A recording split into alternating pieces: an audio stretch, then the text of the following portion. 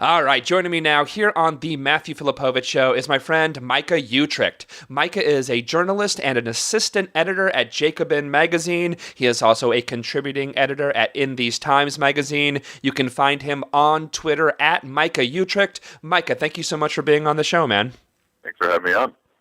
All right, so Micah, you reported for both The Nation magazine and Dissent about the fast food workers' strike that took place in Chicago, Illinois last week.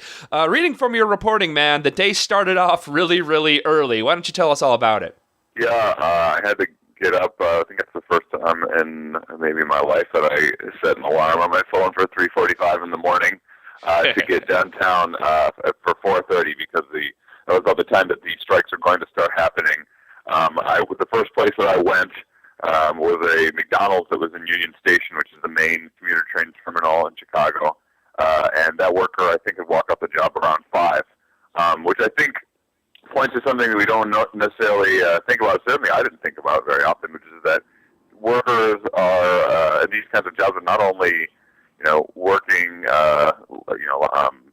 for very low pay and sometimes sort of mind-numbing work, but they're getting up at 3 in the morning in order to make it to their job. I talked to one worker who had walked off the job there at the McDonald's. Her name was Sonia, who walked off the job at 5 and was going to be also walking off the job later in the day at the other McDonald's where she worked in the Loop.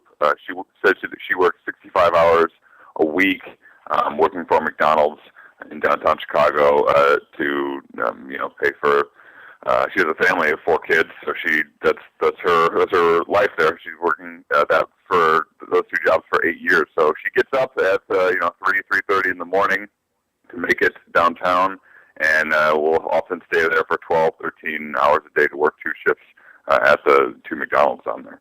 So that's kind of indicative of, for me. I mean, I had never had any reason to get up at 3:30 in the morning, 3:45 in the morning, and this person who makes, I believe she made something like $8.40 an hour, is getting up at that time every day to work 2 shifts at 2 different McDonald's. So it was sort of an eye-opening realization that this is the kind of sacrifice that people are making in their lives every day for $8.25 an hour jobs. Unbelievable. Yeah, 65 hours a week. And so these workers are actually they're like earlier in the year there were fast food strikers in New York City, and there's been Walmart strikes recently, retail workers walking out. But specifically the fast food workers that are going on strike in Chicago are making a pretty amazing demand. They are actually and they're calling the strike for 15. Tell us about that. Right.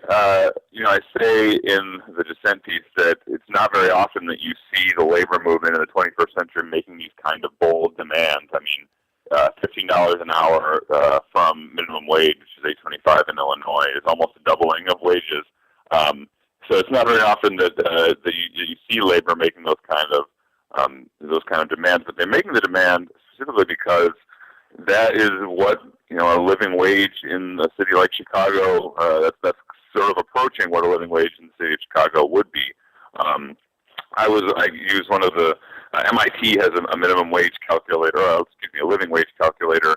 I looked up what living wage was in Chicago, and for a single parent with 1 child, they peg it at $20 an hour. So $15 an hour actually doesn't seem that audacious when you think about what it actually takes to survive, especially if you have a family in a city like Chicago where the cost of living is very high. And when I was out on Wednesday at the picket line, at the strike line, there was a worker from Nike who had been working at Nike for 4 years, and he said, which I believe he had not learned these kinds of statistics until he got involved in this campaign, but he said if worker pay had been keeping up with worker productivity, then our minimum wage would be something like $22 an hour, not $8.25 an hour. So, $15 an hour hardly seems like it's a unreasonable demand. We probably should be demanding $22 an hour based on the gains in productivity workers have made over the past years. But so I think it's a good signs that sectors of the labor movement are willing to make these kind of bold demands. I mean, we're at a time in the U.S. where labor is just desperately clinging to whatever gains it already has at a time when it's losing ground every year, both in terms of membership and in terms of what those union members that remain, what their pay and benefits and what they're able to win in negotiations with their employers, what that looks like. So I think it's a good thing that labor, at least some sections of the labor movement, are willing to sort of be bold again and demand $15 an hour.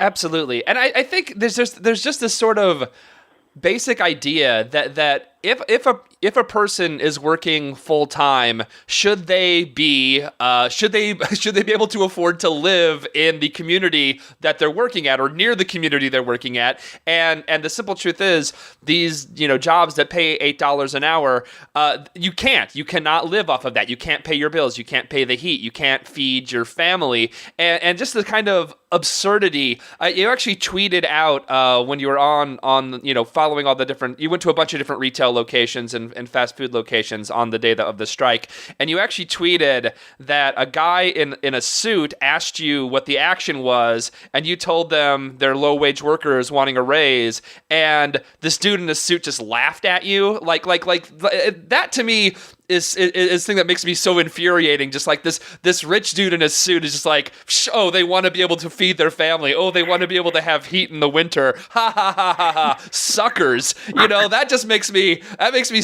mad beyond words. Well, it points to the stigma that is obviously attached to these kinds of jobs. But it's also interesting that these kinds of jobs in fast food and retail that are low wage are the jobs that are expanding in the wake of the economic crisis, while middle-income jobs are disappearing. And so, people who in the past even worked at these kind of middle-income jobs are unable to find jobs making money that they, similar amounts that they, those jobs don't exist anymore. They quite literally have disappeared and been replaced by these kind of jobs. So, you can't. There's no justifying the guy on the street who laughs at the subway workers who are demanding a raise, but it's he's maybe beyond help. He's never going to be reconstructed. But and in general, it's important to think about that. There are no other jobs for people to get in the wake of the recovery, the so-called recovery of the economic recession. I mean, this is increasingly what the economy in Chicago and around the country looks like. I mean, there was a report that was done by two Chicago nonprofits that found that almost a third, 31.2% of the workforce in Chicago now is in these kind of low-wage jobs. I mean, that's a huge percentage of the workforce, full one-third, and it's up, I think, like 7 percentage points from just a decade ago. So this is increasingly what the economy looks like in the 21st century. And if it's going to look like an economy that's able to, support people with support their families, I mean, these fast food and retail workers are going to have to win because they are sort of representing the face of the new 21st century low-wage economy.